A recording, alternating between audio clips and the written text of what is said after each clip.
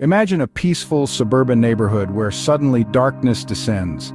This was the reality of Nithari, a small village on the outskirts of Noida, India in 2006. This seemingly idyllic setting with its bustling markets and close-knit community was unknowingly perched on the precipice of a nightmare.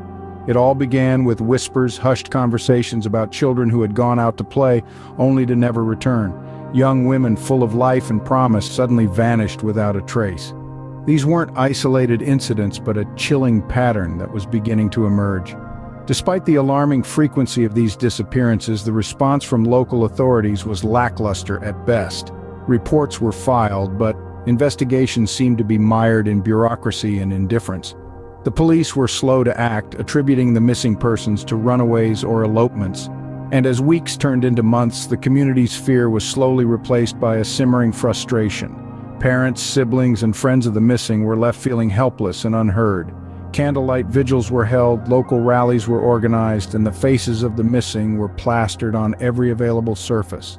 The people of Nithari were not ready to give up on their loved ones, but as the community rallied, the number of missing continued to rise. An undercurrent of dread began to sweep through the narrow lanes of Nithari.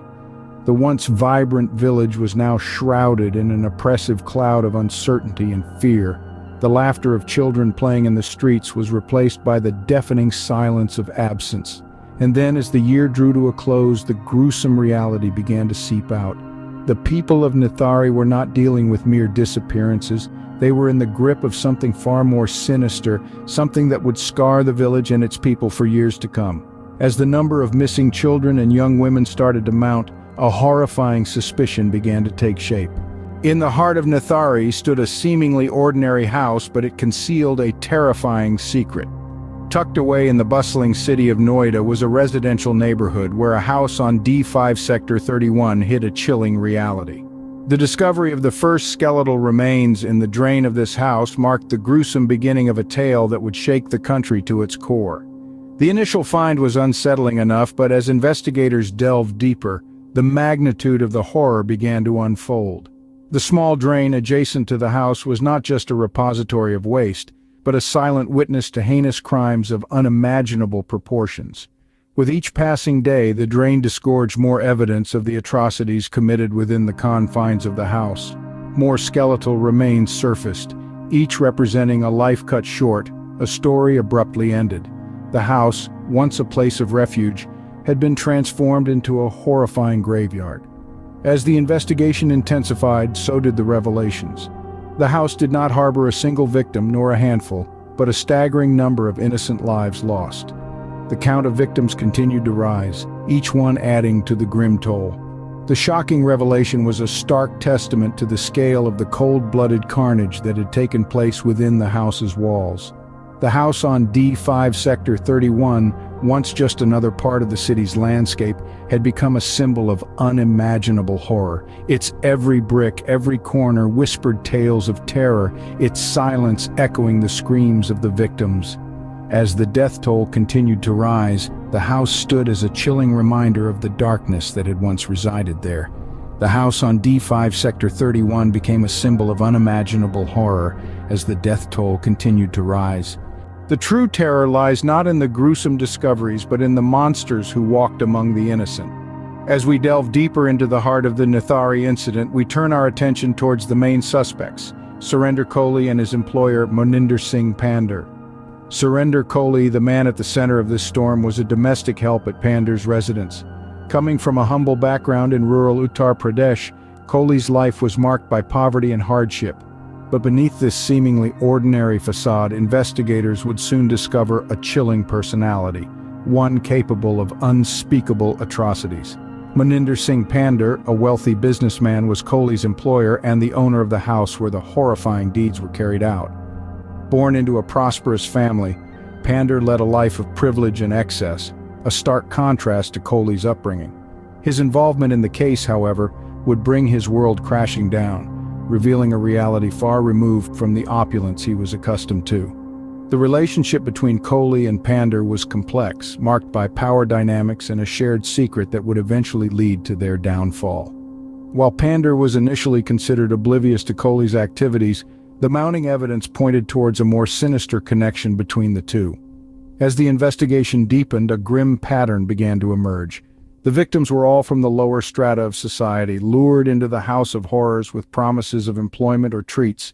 The sheer scale of the operation suggested that this was not the work of a lone wolf but a coordinated effort.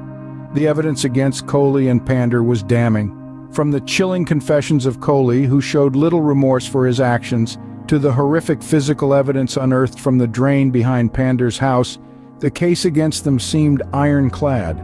Yet despite the mounting evidence, there was a sense of disbelief among the public. How could such monsters live among us undetected, carrying out their heinous deeds under the veil of normality?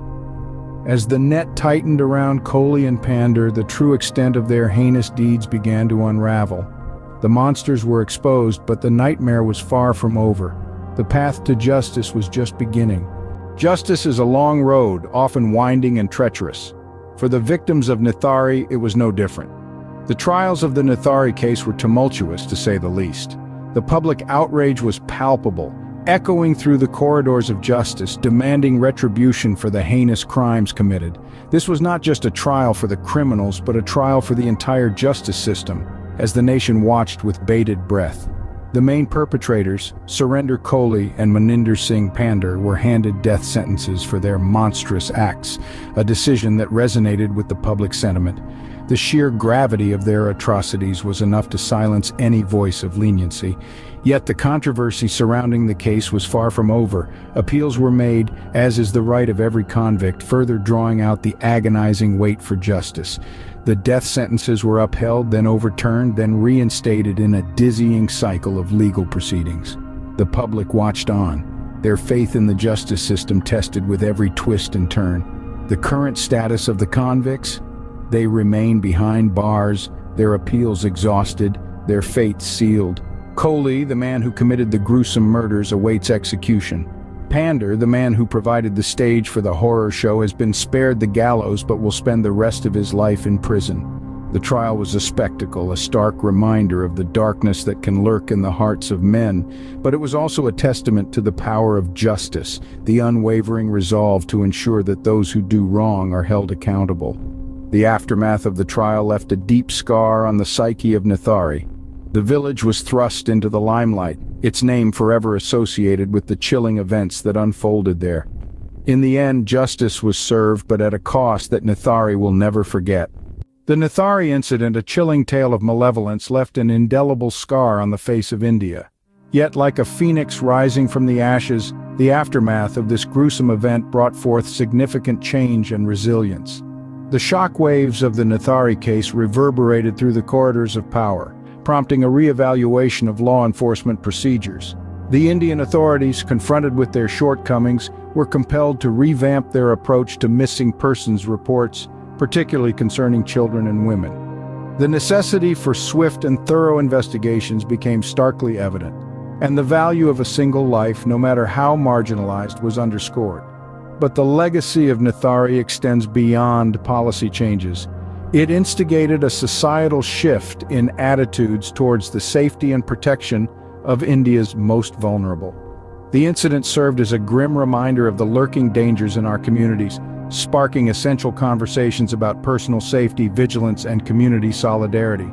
Today, numerous non-profit organizations and community initiatives work tirelessly to safeguard those at risk, their endeavors fueled by the haunting memory of Nithari's lost souls. Yet in the midst of this darkness, the spirit of the Nithari community shone brightly. Families of the victims, though marred by unimaginable loss, exhibited extraordinary resilience. They became beacons of hope, their tireless fight for justice echoing across the nation. Their strength serves as a stark reminder that the human spirit, even when faced with the most profound grief, is unbreakable.